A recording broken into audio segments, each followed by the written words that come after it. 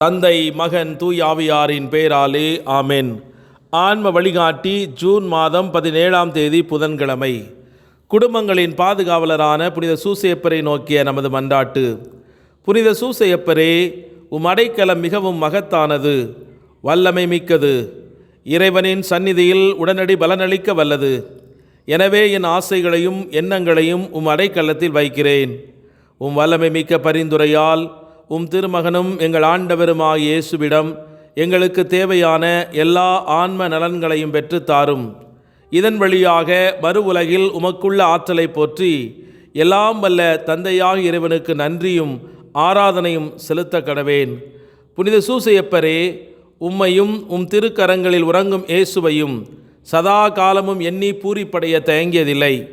இறைவன் உம் மார்பில் சாய்ந்து தூங்கும் வேளையில் அவரை தொந்தரவு செய்ய விரும்பவில்லை. உம் மார்போடு அவரை என் பொருட்டு இணைத்து அணைத்து கொள்ளும். என் பெயரால் அவருக்கு நெற்றியில் முத்தமிடும். நான் இறக்கும் தருணத்தில் அந்த முத்தத்தை எனக்கு தரும்படி கூறும். மரித்த விசுவாசிகளின் ஆன்ம காவலனே, எங்களுக்காக மன்றாடும். ஆமேன். மத்தேயு நற்செய்தி 6ஆம் அதிகாரம் 6வது இறைவார்த்தை. ஆனால் நீங்கள் இறைவனிடம் வேண்டும் பொழுது உங்கள் உள்ளறைக்கு சென்று கதவை அடைத்து கொண்டு மறைவாய் உள்ள உங்கள் தந்தையை நோக்கி மன்றாடுங்கள். மறைவாய் உள்ளதை காணும் உங்கள் தந்தையும் உங்களுக்கு கைமாறு அளிப்பார். இது ஆண்டவர் வழங்கும் அருள்வாக்கு. கிறிஸ்துவே உமக்கு புகழ். சிந்தனை. இயேசு கிறிஸ்துவின் அரசு அதன் உற்பத்தியில் தெய்வீகமாகவும் அதன் நோக்கத்தில் ஆத்துமத்திற்குரியதாகவும் இருப்பதால் அதை விண்ணக அரசு என்று, அது பூலோகத்தை சார்ந்த அரசு அல்ல என்றும் நமது ஆண்டவரே பல முறை திருவாய் மலர்ந்தருளி தம் மோட்ச ராஜ்யத்தின் சுவிசேஷத்தை பிரசங்கிக்க இவ்வுலகில் வந்தார் என்று திட்டவட்டமாய் தெரியப்படுத்தினார். இந்த விண்ணக அரசு இந்த மண்ணகத்தை சார்ந்ததல்ல என்றாலும் அது பூலோகத்திலும் உண்டு.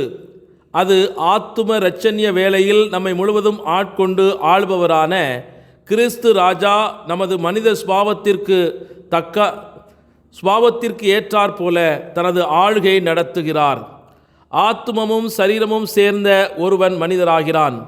மனிதரிடத்தில் ஆவியும் பொருளும் எவ்வளவு ஒன்றித்திருக்கிறதென்றால் இவ்விரண்டும் அவனுக்கு இன்றியமையாத சாதனங்களாகின்றன. ஆத்துமத்தின் வலிமையால் சரீரம் ஆடியோடி தன் வேலைகளை செய்கிறது. உயிர் கொடுப்பது ஆத்துமமே. ஆத்துமமின்றி மாமிசமானது ஒன்றுக்கும் உதவாது. ஆத்துமமும் சரீரமும் இவற்றின் மூலமாகவே தன்னுடைய உணர்ச்சிகளையும் முயற்சிகளையும் வெளிப்படுத்துகிறது. ஆகையால் மனிதனுடைய ஆத்ம மீட்பு வேலைகளிலும் அவனுடைய சரீரம் சம்பந்தப்பட்டிருக்கிறது.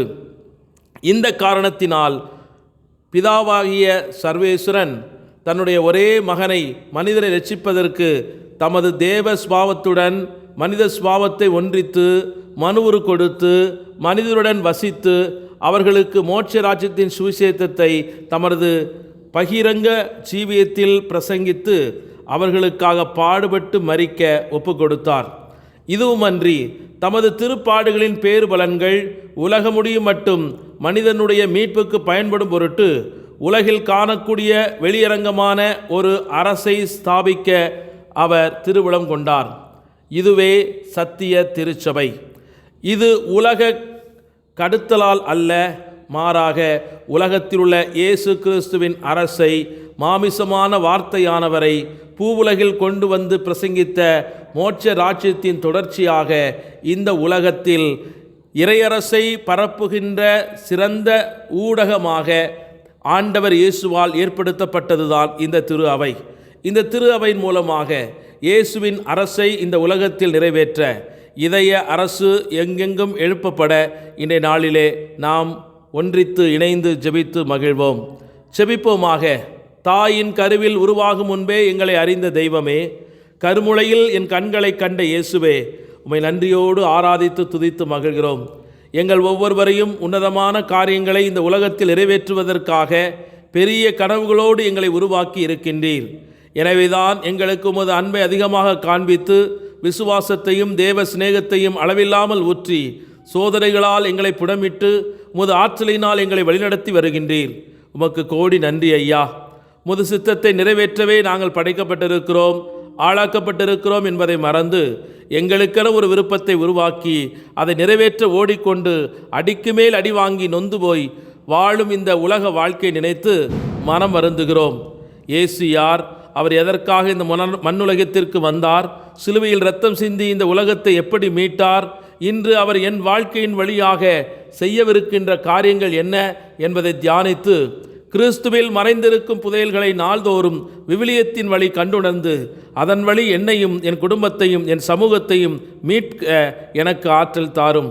இதோ காலம் வந்துவிட்டது, ஆண்டவருக்கான வழியை ஆயத்தப்படுத்துங்கள் என்ற பாலைவன குரல் அன்று இயேசுவின் வருகை முன்னறிவித்ததைப் போல இயேசுவின் இரண்டாம் வருகைக்காக மக்களை ஆயத்தப்படுத்த பாலைவன குரல்களாக நாங்கள் ஒவ்வொருவரும் மாற எங்களுக்கு ஆற்றல் தாரும். ஆண்டவரே, இன்றைய நாளிலே நாங்கள் எங்களோடு வாழுகிற சகோதர சகோதரி நல்வாழ்வுக்காகவும் பகைவர்களை மன்னித்து அவர்களை இரக்கத்தோடு பார்ப்பதற்காகவும் எங்களுக்கு துரோகம் செய்த மனிதர்களுக்கு கூட நன்மையான காரியங்களை செய்து அவர்களை ஆசீர்வதிக்கிற பலத்தை தாரும். தூய் ஆவியானவரே, அருள்கொடைகளின் வல்லலே, உமது பிள்ளைகளை உமது ஆசீரால் நிரப்பி இன்று ஞானத்தோடு இந்த உலகத்தின் வாழ்க்கையை கடந்து செல்ல எங்களுக்கு ஆற்றல் தாரும். மனக்காயத்தோடும் மன குமுறலோடும் வாழ்ந்து கொண்டிருக்கிற ஒவ்வொரு மக்களையும் இன்று சந்திப்பீராக. அவர்களுக்கு இறை ஆறுதல் அவருடைய உள்ளங்களை தொடுவதாக. அவர்கள் வேண்டி நிற்கிற காரியங்கள் சிறப்பாக அவருடைய பிள்ளைகளின் எதிர்காலம், திருமண காரியங்கள், இன சுப காரியங்கள் இவைகளெல்லாம் நடைபெற்று உமது ராஜ்யத்தை இந்த உலகத்தில் வாழுகிற போதே அவர்கள் கண்டு விசுவசிக்க, ஆற்றல் அளிக்க, அற்புதங்களையும் அதிசயங்களையும் செய்து அவர்களை வழிநடத்த வேண்டும் என்று எங்கள் ஆண்டவராகிய கிறிஸ்து வழியாகவே மன்றாடுகிறோம். ஆமேன். எல்லாம் வல்ல இறைவன், தந்தை, மகன், தூய் ஆவியானவர் உங்கள் அனைவரையும் நிறைவாக ஆசீர்வதித்து புனிதப்படுத்தி வழிநடத்துவாராக. ஆமேன்.